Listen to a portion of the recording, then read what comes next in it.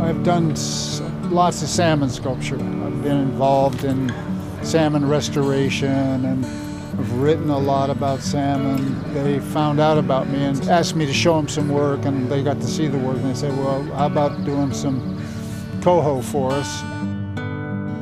For a while, when the copper prices were real high, people were stealing parts of sculptures, and that habit is still going on. Now it's people who want a souvenir. Sometimes it's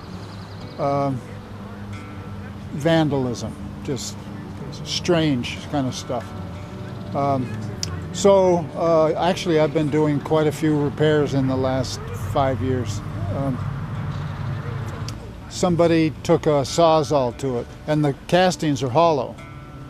So once they get through that 1/4 inch, the stuff's got the tensile strength of steel, but it's softer than steel.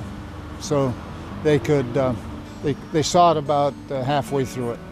When this happened, they called me and said, come and fix it. I gave them a bid. Here we are.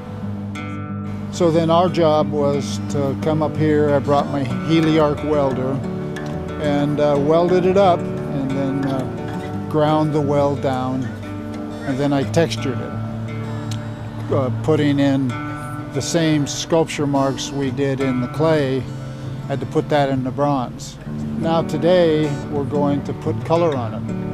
So we're going to make the color be as close as we can to the old color, and then we took another heavy piece of sandpaper and pebbled it again, so there'd be tooth for the chemical to grab on. And then we'll carefully dry the chemical out with a heat gun. We don't want to get it too hot, because then the other patinas will disappear.